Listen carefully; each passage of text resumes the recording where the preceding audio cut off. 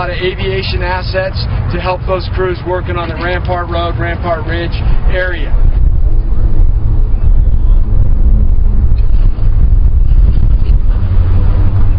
We had pretty good success with the C-130s, the MAFs, yesterday.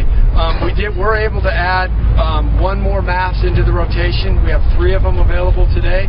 We flew the 2 that were available yesterday, and we have plans to use all 3 of them today, get them into the cycle with the other Type 1 air tankers.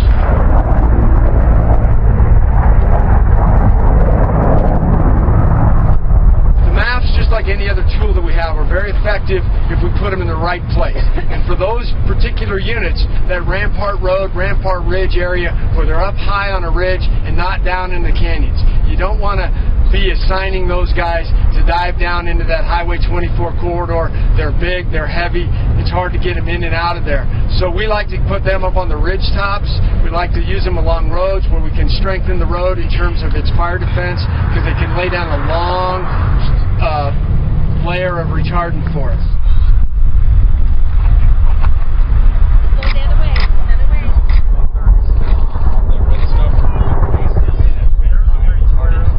We use the other assets like the Type 1 helicopters, because they have the ability to hover, they have the ability to put a limited, smaller amount of water, but directly on a smaller target. So when you talk about the structures in around Eagle Lake, that's really good country for the Type 1 helicopters. So the idea is we try to match the tool to the mission, and they are a very powerful tool in our arsenal.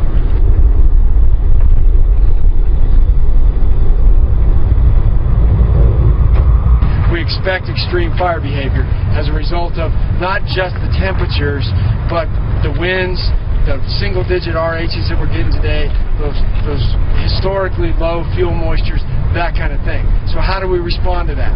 We respond to that by trying to put our firefighters in the most effective spots.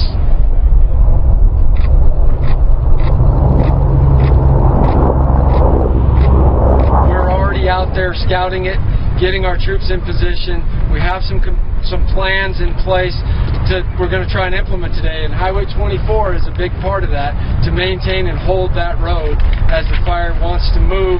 At least right now, it's wanting to move with the upslope, downslope winds and that drainage.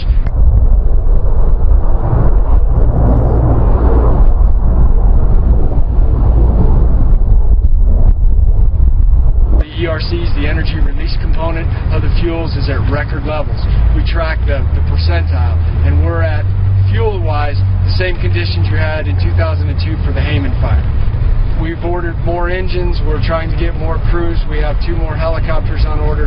We will continue to obtain the resources necessary to do what we feel is required for the fire.